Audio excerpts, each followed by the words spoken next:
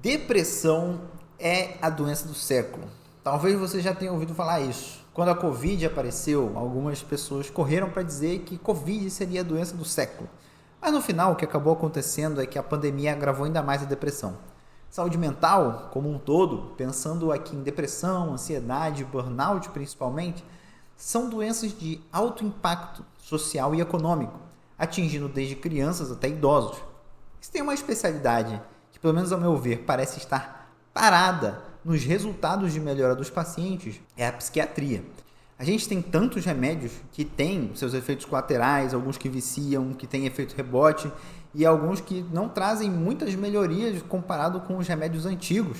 É antipsicótico de primeira, segunda, terceira geração que, quando você vai ver, fazem a mesma coisa com uma pequena diferença. Muito dessa busca por remédios que busquem soluções para nossos problemas, inclusive a busca por remédios que tratem ou curem problemas de saúde mental, vem de uma ideologia biologizante da saúde mental. É uma teoria de meias verdades, talvez errada, mas que vende que tudo na sua cabeça, todo problema que aparece é um problema de desequilíbrio de neurotransmissor ou de hormônio. É serotonina, é noradrenalina, é cortisol, é dopamina para cá. Se a gente corrigir esse desbalanço, a gente trata seus problemas de saúde mental. Só que isso é mentira. Cada vez mais a gente tem artigos e artigos provando a falácia da face biologizante da saúde mental. Depressão não é um problema de neurotransmissor. Depressão não tem necessariamente a ver com cortisol, ou com dopamina, ou com serotonina. Os remédios, eles até funcionam em algum grau, mas não é exatamente isso o problema. Saúde mental tem uma base extremamente social. Eu gosto sempre de usar o exemplo da histeria. No começo do século passado, século XX, a gente chegou ao ponto de estimar que nos Estados Unidos, mais de 75% das mulheres eram histéricas. Mas o que era histeria, senão um reflexo da sociedade da época, cuja ciência era dominada por homens, e qualquer comportamento feminino que não agradasse os homens era considerado um desvio da normalidade. A mulher quer votar? Ela é histérica. A mulher quer trabalhar? Ela é histérica. A mulher não quer se submeter ao marido? É histérica. Ela quer um divórcio? É histérica. E desse diagnóstico de histeria surgiram diversos tipos malucos de tratamento. Um deles sendo inclusive a criação do vibrador. Sim, o vibrador era uma ferramenta médica. O problema da histeria, ele era real? Era, mas não era um problema biológico. Não era um desbalanço hormonal ou de neurotransmissores. É uma questão social. O mesmo vale para pensarmos a homossexualidade. Por quantas décadas a homossexualidade foi tratada como doença mental? E ela era vista dessa forma por conta de uma visão social. A partir do momento que a sociedade muda tanto o que é considerado histeria, como muda a ideia de que a homossexualidade seria uma doença. Interessante é que, apesar de tratarmos problemas de saúde mental com remédio, depressão, ansiedade e outras afecções tão comuns no nosso dia a dia, não tem critérios diagnósticos de alteração laboratorial. Apesar disso, seguimos acreditando que as questões de desbalanço biológico tem tanto peso, ou até mais, do que a questão social. E a reforma psiquiátrica, o que ela tem a ver com tudo isso? Bem, a resposta vai vir logo depois da vinheta.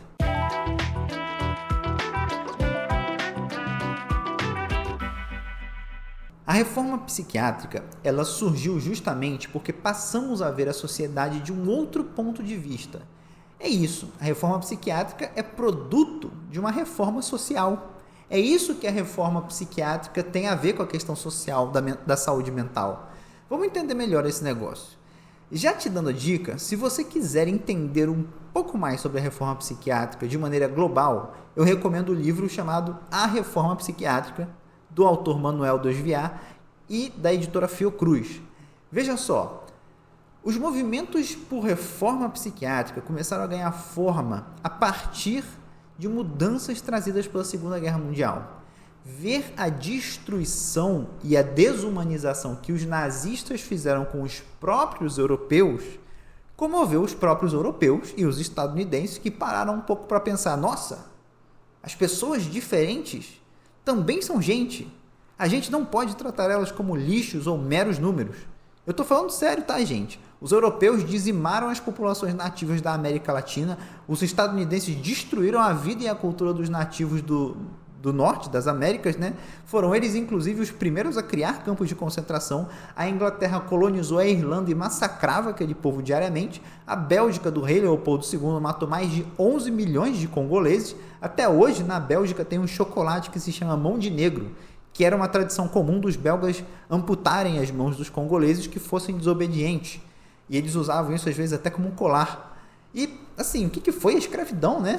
Gente, até 1958 tinha zoológico de humanos na Europa. Humanos não, desculpa, de negros, né? Onde você tinha pessoas de origem africana sendo expostos para a diversão dos brancos europeus. Sem contar, por exemplo, as atrocidades que os japoneses fizeram na China e na Coreia. Nesse fervilhão de violência, existia todo um arcabouço teórico-científico que justificava essa violência. O racismo científico, a eugenia, a teoria da degenerescência. Essas teorias de que existem raças superiores, sendo a raça branca o ápice da humanidade, e que a mistura racial levaria à degradação daquela raça, e, portanto, a raça deveria se manter o mais pura possível para manter sua qualidade. Isso guiava a conduta médica com aquele que era considerado inferior, degenerado. Os médicos tomavam condutas baseadas nessa ideia de superioridade racial. E a degenerescência podia tanto ser relacionada com o seu nascimento, então você era naturalmente degenerado por ser negro, indígena ou miscigenado, e poderia ser também adquirida. Então, um branco que se viciasse em uso de álcool ou outras drogas seria um degenerado, e essa degeneração passaria de pai para filho. Então, uma das políticas de saúde que eram adotadas na época era justamente isolar essas pessoas e impedir que elas tivessem filhos. Eugenia. Os Estados Unidos resolveu isso de um jeito lá, né? Eles impediam a miscigenação. Eles afirmavam que uma gota de sangue negro era suficiente para sujar toda a herança branca. Aqui no Brasil foi o contrário. Foi uma ideia de que dava para branquear as pessoas, dava para branquear os negros, e dentro, acho que de 8 gerações, o negro nem existiria mais. Então, tratar essas pessoas não era uma opção. Elas eram incuráveis, elas eram a escória da humanidade. Eram tão úteis quanto um burro de carga ou um peso de papel. Então, se não tem como tratar algo que é natural ou é herdado, ou seja, a inferioridade, eu vou só tacar essas pessoas numa prisão, que a gente vai chamar de hospício ou manicômio, e esquecer que essas pessoas têm vidas, vontades e sentimentos. Depois dá uma olhada no que era o manicômio de Barbacena. Só que quando a Segunda Guerra estourou e aconteceu um fato inédito, o maluco lá do bigodinho fez na Europa o que os europeus faziam há séculos na África, e quem falou isso não fui eu, foi M. Césaire, no livro Discurso sobre o Colonialismo. E aí, quando a Alemanha do bigodinho foi derrotada e os soviéticos libertaram o campo de Auschwitz e os demais campos de concentração foram sendo libertados e as atrocidades vieram à tona, o mundo ficou em choque. Como pode gente branca utilizar o avanço científico da engenharia, da matemática e de todo o pináculo tecnológico criado pela Europa para matar europeus em massa? Qual a raiz desse problema? O que faz um europeu olhar para outro europeu branco de olhos claros e falar que ele é inferior? Vários fatores, mas dentre eles questões de pureza racial e degenerescência aliados ao ultranacionalismo europeu e o antissemitismo. E aí essa desgraça de Segunda Guerra, que afetou em cheio os produtores do conhecimento científico da época, clamou por uma visão mais humanista daquele que é diferente, daquele que é tido como inválido, degenerado, viciado, incapaz, imbecil, retardado. Seriam essas pessoas realmente inválidas, degeneradas, viciadas, incapazes, imbecis, retardadas? Quem define essas coisas? Como lidamos com esse problema? Se a gente continuar fomentando uma ideia de sociedade de que aquela pessoa que é diferente deve ser abandonada e trancafiada dentro de um manicômio, quão longe que a gente está de um novo Auschwitz? Quão distante realmente nossos manicômios estão de campos de concentração? Spoiler, eles estavam muito perto. Quão distante a forma de tratamento que damos aos pacientes psiquiátricos está da forma de como os fascistas tratavam os judeus, ciganos, poloneses, gays, comunistas. Outro spoiler, estavam muito perto mesmo. Então, a partir dessa percepção de que o paciente psiquiátrico era violentado ao invés de ser tratado, cuidado, e de que toda a ciência que se preocupava com a questão de saúde mental estava mais preocupada em isolar aquela pessoa e impedir ela de se reproduzir do que realmente acudir ao sofrimento dela, mudanças foram sendo feitas. Gente, só um adendo, isso aqui é sério, viu? Psiquiatria e medicina legal andavam de mãos dadas, porque um dos focos da psiquiatria era entender quem era o criminoso em potencial. Criminosos e gente dita esquizofrênica, por exemplo, eram tratadas da mesma forma. Mas enfim, movimentos começaram a surgir na França, com a tentativa de humanizar o hospital. No Reino Unido, deu-se a ideia de comunidades terapêuticas que são extremamente diferentes das comunidades terapêuticas atuais do Brasil, tá? Não tem nada a ver. Nos Estados Unidos também se deu algo parecido com apoio comunitário ao paciente psiquiátrico. A Itália foi um exemplo do novo tipo de cuidado com as ideias do psiquiatra Franco Basaglia. E na Espanha também tivemos novas formas de tratamento. A Espanha tem uma história parecida com a nossa nesse sentido. Vamos por partes. A ideia desses movimentos era simples. Precisamos olhar para os pacientes psiquiátricos como gente e não como bicho ou criminosos. E aí, tudo bem? Concordamos aqui? Precisamos também separar o que é um criminoso de uma pessoa com necessidade de saúde mental. Um parênteses quanto a isso, você não acha engraçado que todo branco rico que comete crime alega problema de saúde mental? Enfim, precisamos também criar novas formas e novos locais de tratamento e cuidado desses pacientes. Outra premissa fundamental, precisamos colocar o paciente psiquiátrico como um agente ativo no próprio cuidado, quando isso for possível. E por fim, precisamos reinserir essa pessoa na sociedade e ajudar a sociedade a reinserir essa pessoa. Caramba, é uma tarefa difícil. Mas foi isso que os reformadores da psiquiatria nos diversos países se propuseram a fazer. Alguns tentaram humanizar o hospital, dar voz e espaço para o paciente psiquiátrico. A diminuição de leitos psiquiátricos, inclusive, vem dessa ideia de que muito paciente psiquiátrico, na verdade, não são pacientes psiquiátricos, e que grande parte do tratamento tem que ser feito em serviços ambulatoriais junto da comunidade.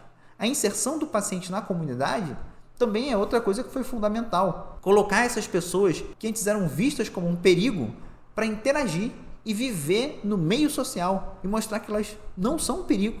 Na Espanha, foram criados condomínios e vilarejos onde esses pacientes viviam juntos e foi visto que eles conseguiam se virar muito bem.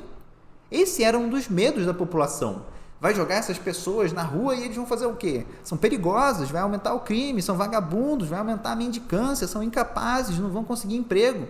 Mas por onde a reforma passava, se mostrava que, na verdade, tudo isso era só preconceito. Na Espanha foram criadas empresas e cooperativas só de pacientes e ex-pacientes psiquiátricos e que deram muito certo. Então, foi se percebendo que grande parte do que fazia o paciente psiquiátrico ser inválido, incapaz, imbecil e considerado retardado era, na verdade, o resto da sociedade projetando isso neles, impedindo que eles se desenvolvessem, que eles desenvolvessem uma vida saudável na qual eles pudessem ter suas próprias experiências. E muitas dessas pessoas nem doentes eram. Décadas de ideologia eugenista, de degenerescência e racismo ajudaram a reforçar estereótipos em cima do paciente psiquiátrico, que era só isso mesmo, estereótipo.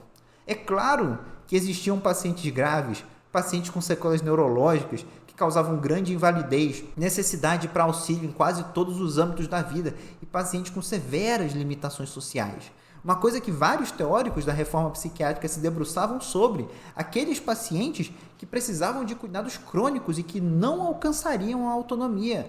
Esse era o objetivo da reforma, dar autonomia para os pacientes psiquiátricos, mas era perceptível que um certo grupo não conseguiria.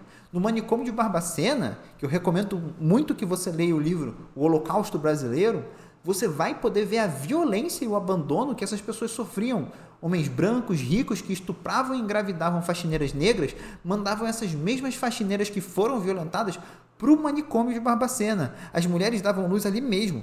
Tinha crianças que nasceram no manicômio e outras crianças que já muito novas foram mandadas para lá, e lá, naquele inferno, elas não aprendiam a socializar, a ler e às vezes nem a falar. Inúmeros são os relatos de crianças que comiam cocô, literalmente, e depois viraram adultos que comiam cocô, porque nunca foram ensinados que isso não era para ser feito. Nunca foram ensinados a socializar. E as pessoas olhavam e falavam, vai lá, um retardado. Não é assim. Imagina o tamanho do desafio de reintroduzi uma pessoa que passa 35 anos, desde o seu nascimento, 35 anos da sua vida dentro de um ambiente como esse, que nunca recebeu educação formal, não sabe nem o que é um garfo, uma colher e uma faca, que nunca foi introduzida as regras básicas de convivência, que foi criada com ratos e baratas, que dormia em palha.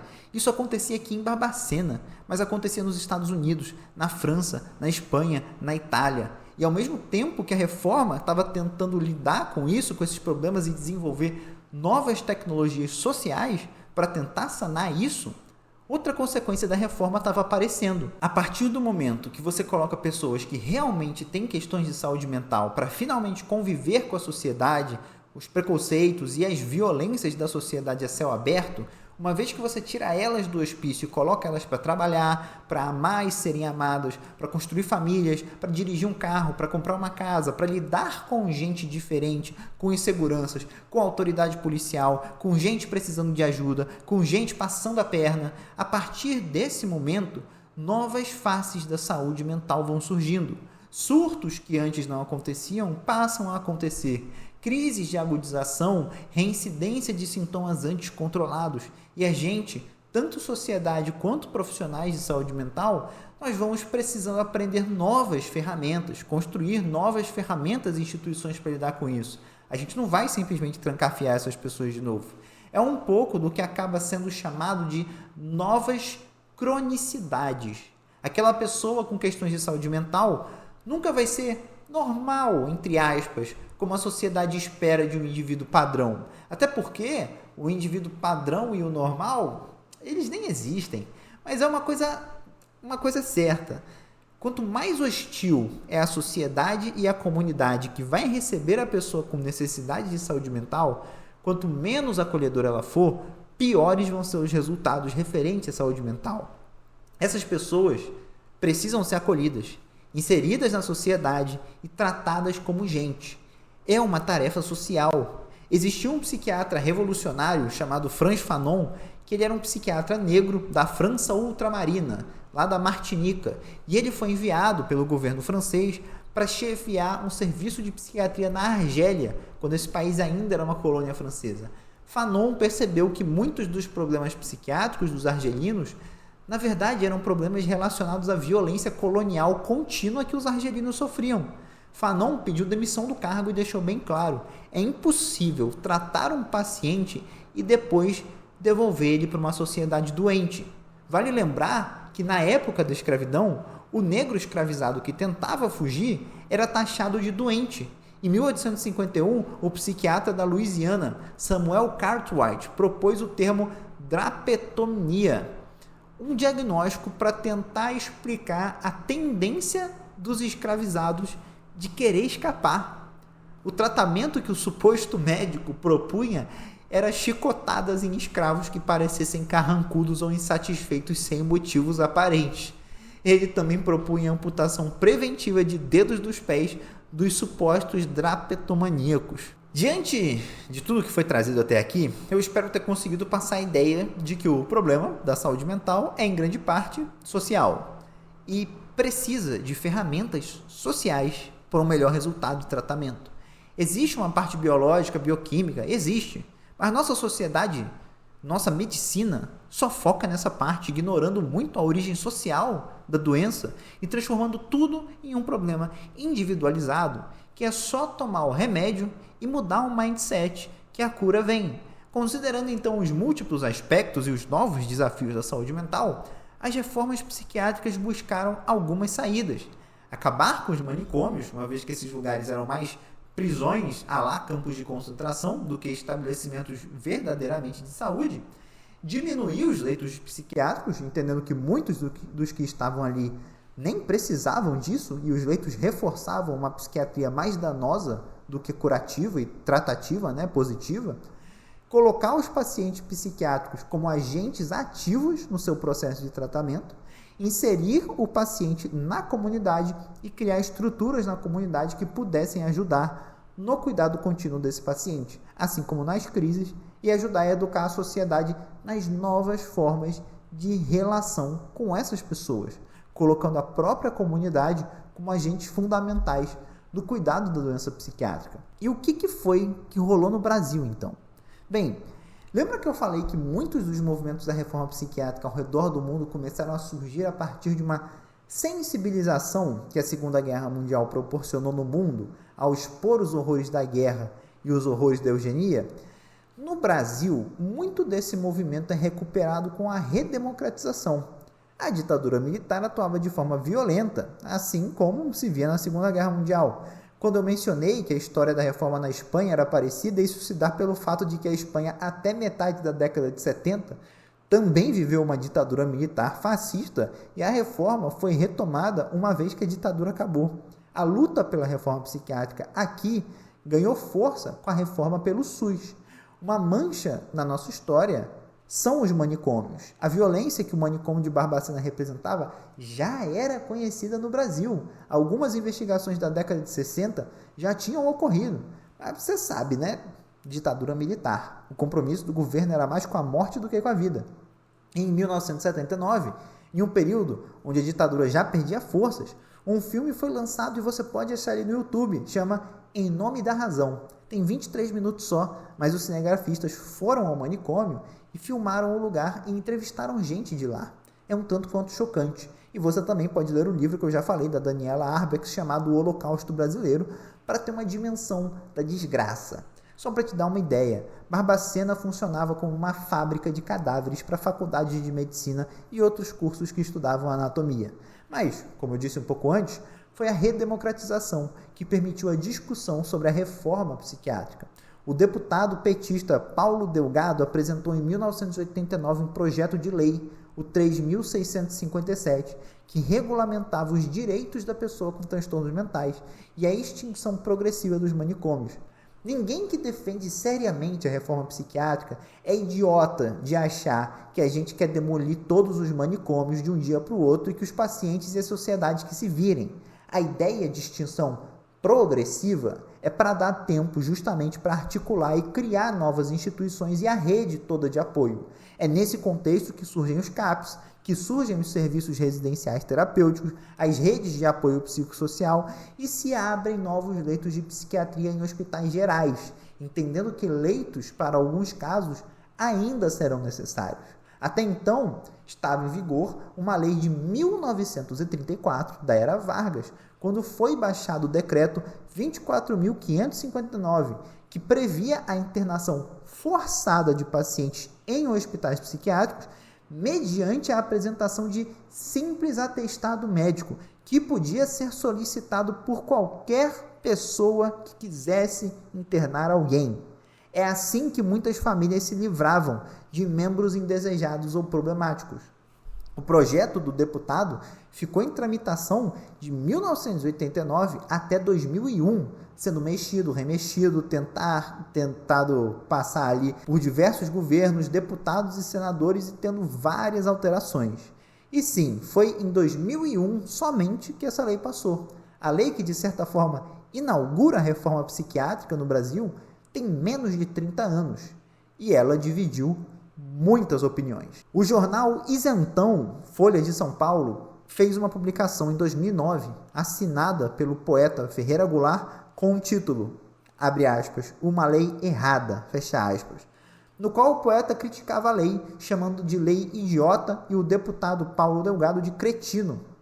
Na visão do Goulart, os doentes pobres não conseguiam internação, terminando nas ruas como mendigos. Lembra lá do começo, quando eu falei da eugenia, da pureza racial e de ver o paciente psiquiátrico como um lixo e não como gente? Pois é. Porém, eu não sou bobo de pensar que estamos indo no caminho certo e que está tudo bem. Temos um grande problema à nossa frente.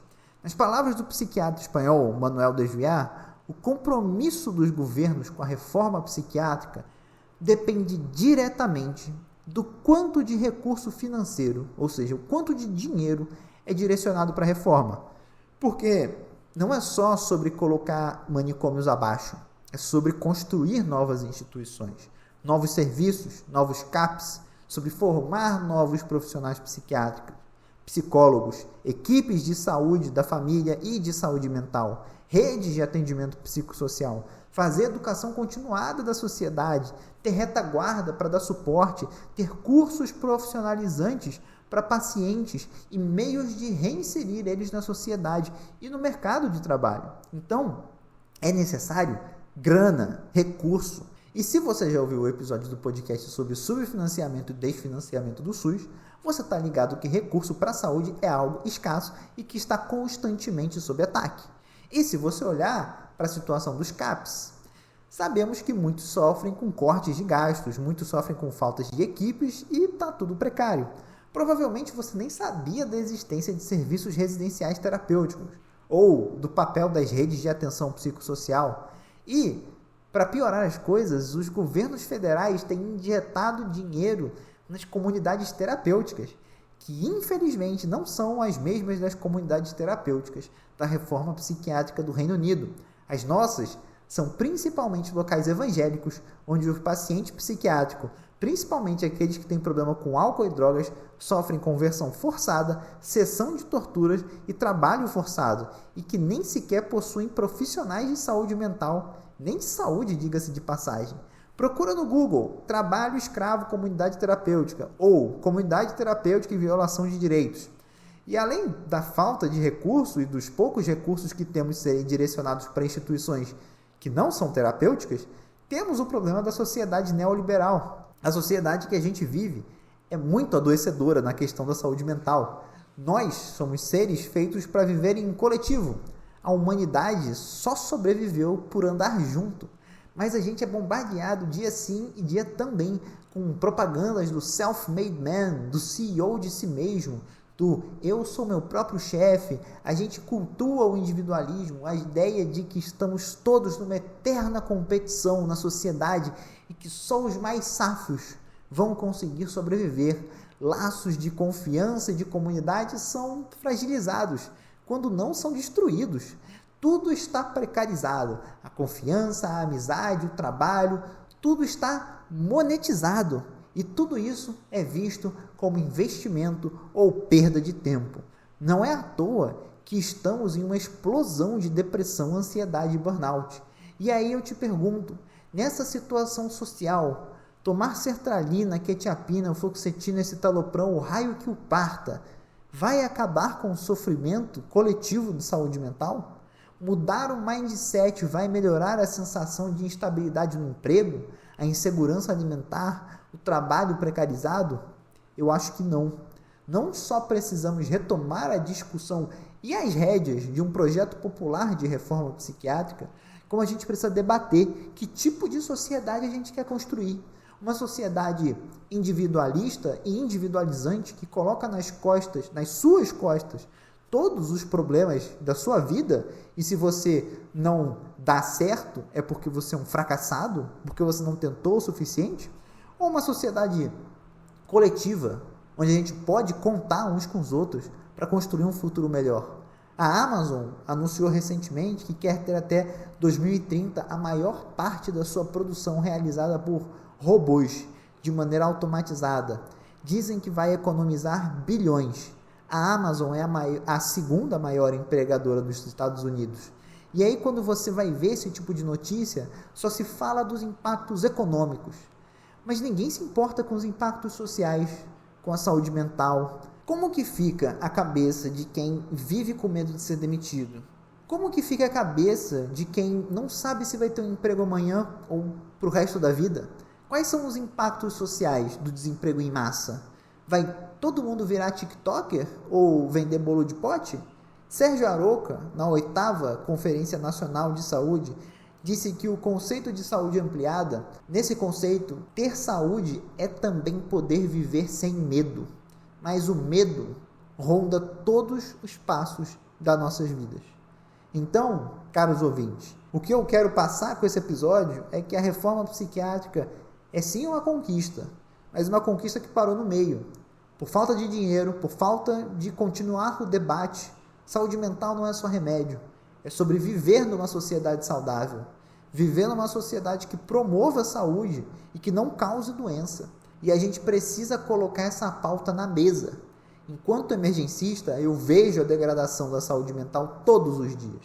Seja em mim, seja nos colegas de trabalho, seja nos cuidadores de pacientes crônicos, seja nas 1000 visitas ao pronto-socorro que a gente tem diariamente por depressão, crise de ansiedade, tentativas de autoextermínio, uso de drogas e o que mais você imaginar. A gente vive numa sociedade doente e não vai ser remédio que vai curar a sociedade. Eu fico por aqui. Se você gostou desse episódio, compartilha com quem você gosta. Se você não gostou, compartilha com quem você não gosta. O importante é compartilhar. E deixe seu comentário aqui. Você conhecia a reforma psiquiátrica? Sabia do que ela se tratava? O que você acha que a gente precisa fazer para melhorar? Eu fico por aqui e até a próxima.